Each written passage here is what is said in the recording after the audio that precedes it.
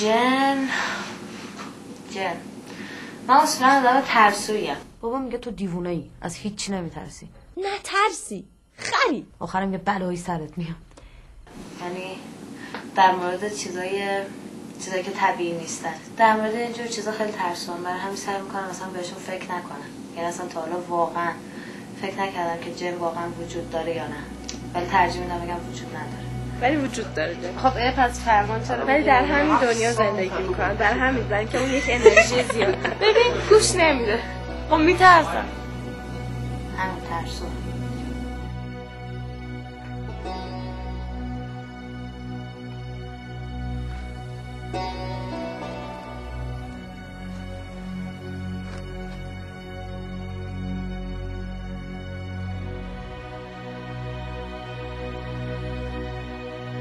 در واقعیت من معذرت میخوام غلط بکنم خود همچین اتاقی بذارم، ولی با آقای لطیفی هم که حرف زدیم گفتن سینماست. هرچی من آرومترین سکانس رو بازی کنم، هرچی در واقع ترسم کمتر باشه نسبت به وسایل اینجا، نسبت به فضای اینجا، خب حس تماشاگرم قوی تر میشه که هی نگران من باشه.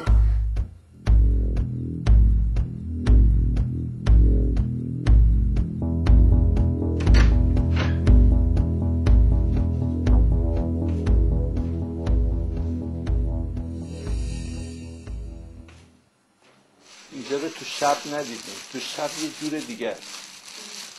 میخواین اینو خاموش بکنیم شما بیاید تو؟ شما ببینید آروم باش، خیلی تند حرکت میکنی، شما خیلی زود جملتو میگی. اصلا من کم کم دارم میترسم. ترس نداره که حالا ساکن خانم بذار کنار اونجا، یه برو به بخونه اون برو بذار اونجا کنار پنجره. خفشو لطفا.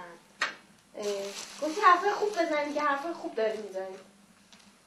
برای اینکه تو یه جورایی قوی، چیزی محکمی، من همیشه کنار تو احساس آرامش میکنم. تو نترسی خری، ولی یه عیبی هم داری. چه عیبی؟ داداشم دلتو برد.